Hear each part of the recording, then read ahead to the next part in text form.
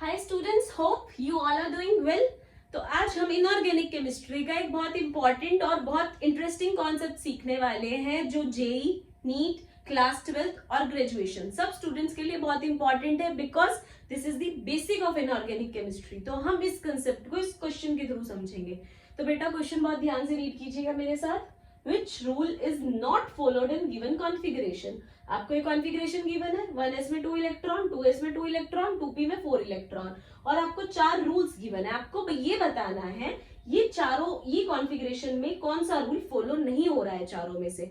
बेटा क्वेश्चन बहुत ध्यान से पढ़िए, नॉट फॉलोड पूछा गया है। एमसीक्यू में हमें क्वेश्चन बहुत ध्यान से पढ़ना होता है। कई बार क्या होता है हम नर्वसनेस में या कोई भी टेंशन में आके नॉट पढ़ना भूल जाते हैं, तो ये बहुत बड़ी गलती हो जाती है। तो नॉट पूछा है या विच रूल इज फॉलोड पूछा है, बहुत ध्यान से पढ़िएगा।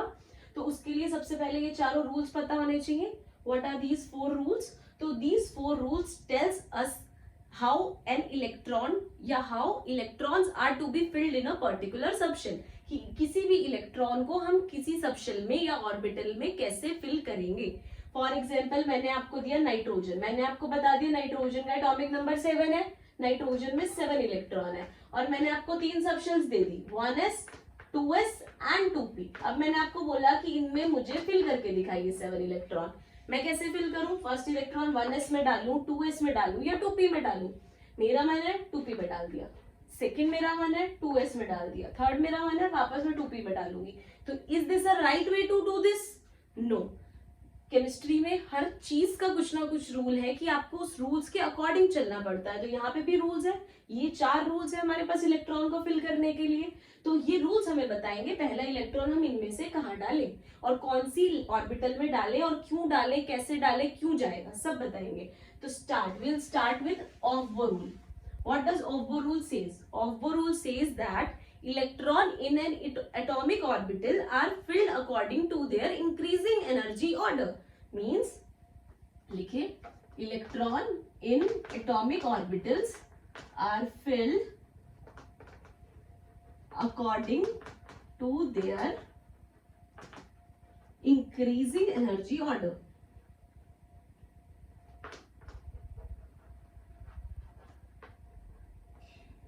ऑर्बिटल्स में आप जिस ऑर्बिटल की एनर्जी, क्या कह रही है, जिस ऑर्बिटल की एनर्जी सबसे कम होगी उस ऑर्बिटल में इलेक्ट्रॉन सबसे पहले जाएगा। फॉर एग्जाम्पल बेटा आप जब स्टेयर्स क्लाइंब करते हो तो जब आप स्टेयर्स पे चढ़ते हो तो आप सबसे पहले फर्स्ट स्टेयर पे पैर रखते हो, अपना फर्स्ट स्टेयर पे पैर रखते हो क्योंकि उसकी एनर्जी कम है, वो सबसे लोएस्ट एनर्जी वाली है। तो ऐसे ऐसे करके आप हायर एनर्जी पे जाते हो। तो यही इलेक्ट्रॉन्स के साथ है, वो पहले कौन सी स्टेयर चढ़ेंगे? जिसकी एनर्जी कम होगी। तो ऑफ-बो ने हमें ये तो बता दिया कि 1s 2s and 2p nitrogen में हम पहले उसको फिल करेंगे जिसकी एनर्जी कम होगी।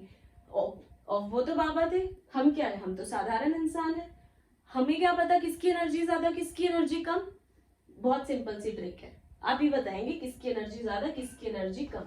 तो देखिए आपको पता है प्रिंसिपल क्वांटम नंबर को हम n से रिप्रेजेंट करते हैं जिस सबशेल के लिए। n1 means 1 subshell 1s, n2 means 2 subshell 2s and 2p, n3 means 3 subshell 3s 3p and 3d, n4 means 4 subshell 4s 4p 4d and 4f, n5 means 5 subshells 5s 5p 5d 5f 5g, n6 means 6 subshells 6s 6p 6d and so on। इस तरह से हम चलते रहेंगे, अभी हमारे लिए इतनी इनफ है। n हो गया, हम इसको रब कर देते हैं। अब हमें क्या करना है, ये जो सबशेल्स आई हैं इस पे आप डायगोनली कट करेंगे इस तरह से।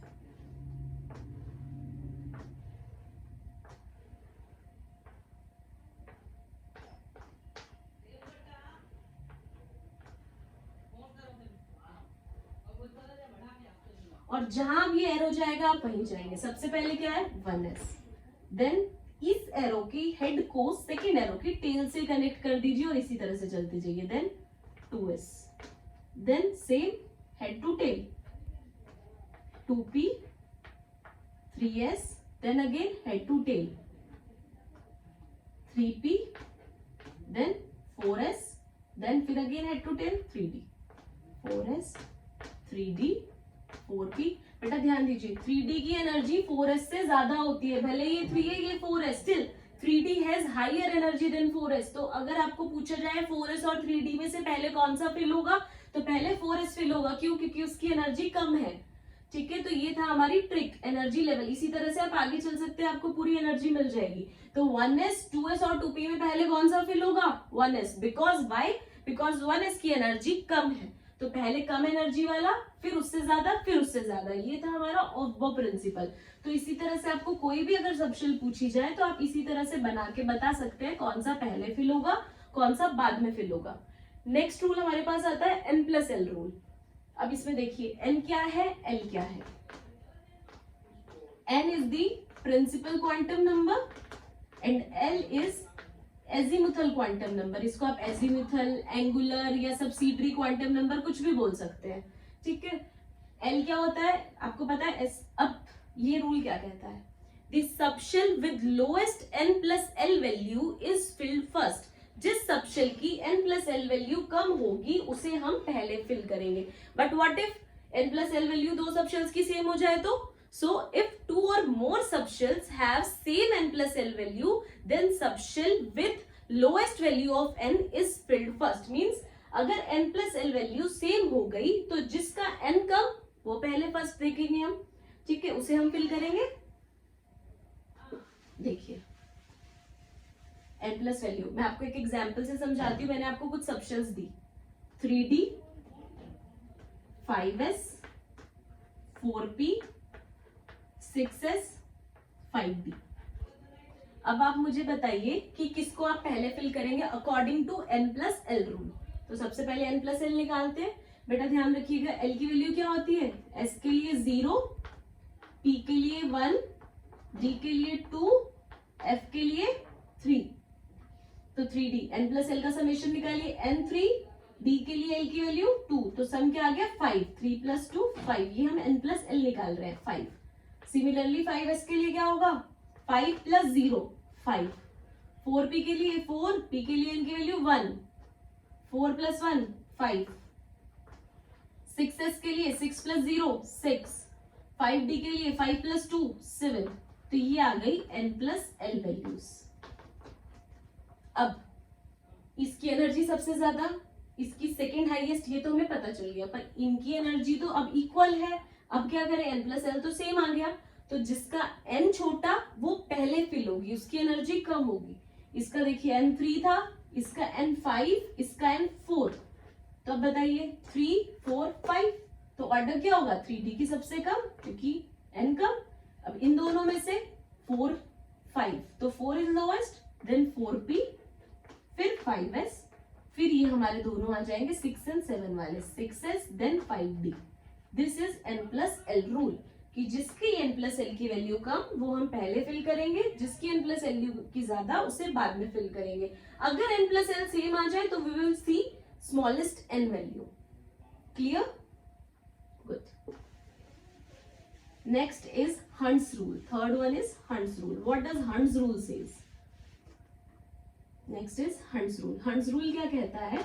हंट्स रूल कहता है pairing of electron in an orbital belonging to same subshell does not take place until each orbital belonging to same subshell is singly occupied by electrons. Means देखो ज्यादा English होगी, don't worry.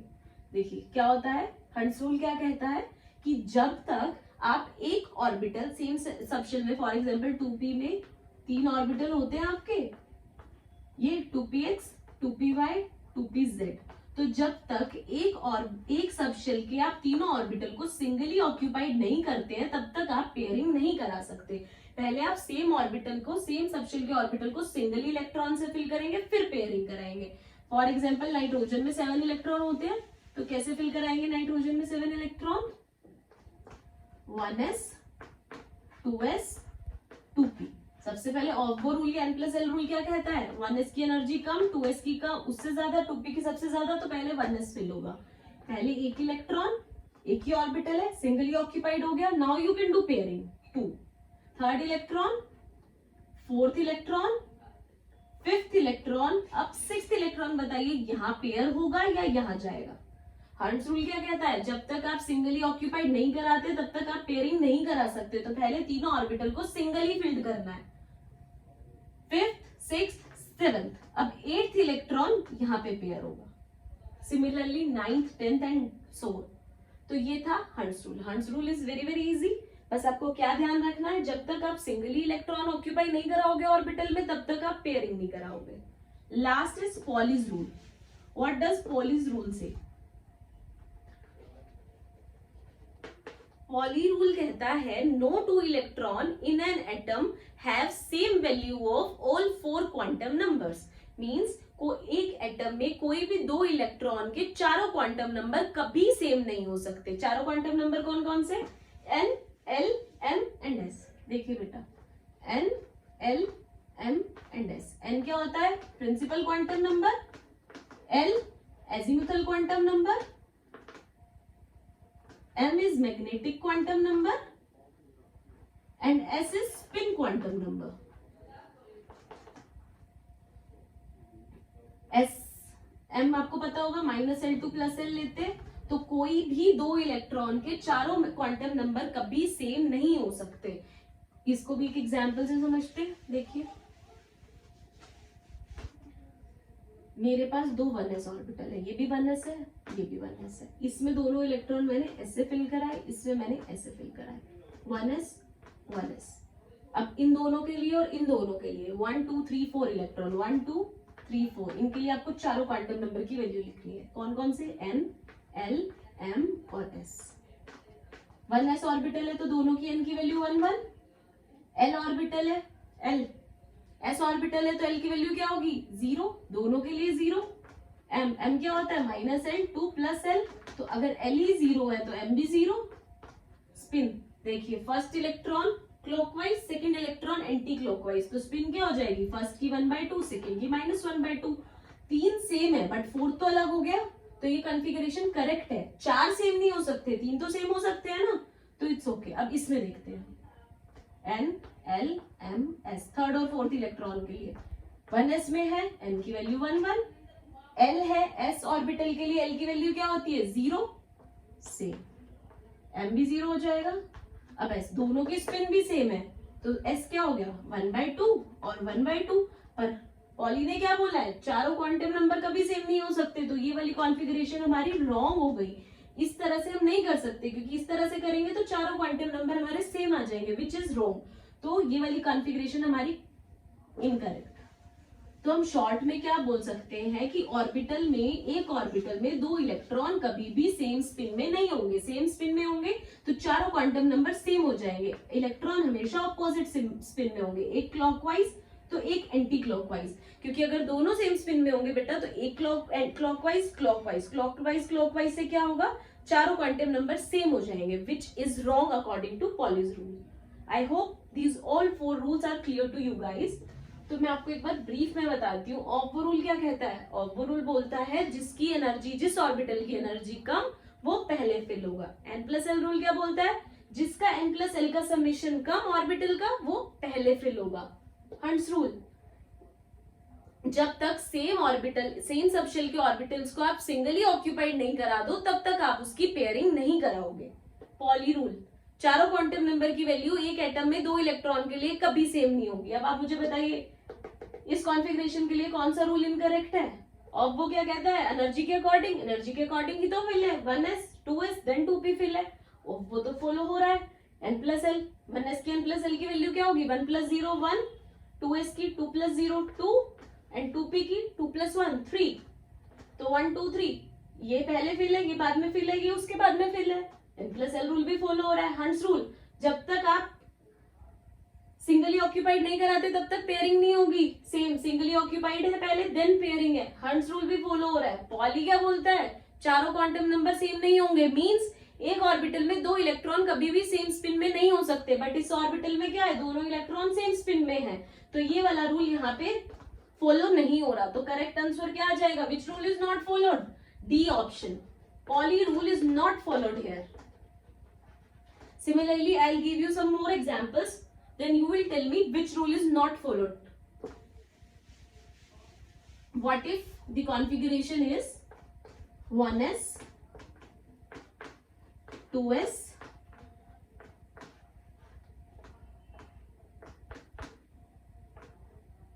2p। कौन सा rule follow नहीं हो रहा? जब तक सिंगली ऑक्यूपाइड नहीं कराओगे तब तक पेयरिंग नहीं हो सकती। ये इलेक्ट्रॉन यहाँ नहीं आ सकता, भले ही ऑपोजिट स्पिन है, पर जब तक सिंगली ऑक्यूपाइड नहीं है यहाँ पे पेयरिंग नहीं हो सकती। तो ये रूल कौन सा था? Hunts rule. तो इस कॉन्फ़िगरेशन में हंट्स रूल फॉलो नहीं हो रहा, ये इलेक्ट्रॉन यहां होना चाहिए। क्लियर? वन मोर एग्जाम्पल, इसमें बताइए 1s, 2s, 2p।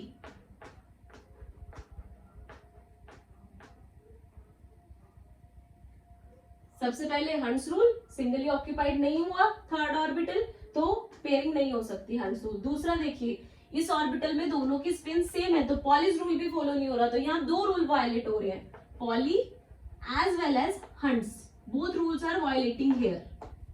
Okay, last example, मेरे पास किसी आइटम में 4 इलेक्ट्रॉन है, बेरिलियम, बेरिलियम का एटॉमिक नंबर 4, 4 इलेक्ट्रॉन। मैंने क्या किया, 4 इलेक्ट्रॉन को 2p में फिल कर दिया इस तरह से। कौन सा रूल वायलेट हो रहा है? और वो भी वायलेट हो रहा है, n+l भी वायलेट हो रहा है। क्यों?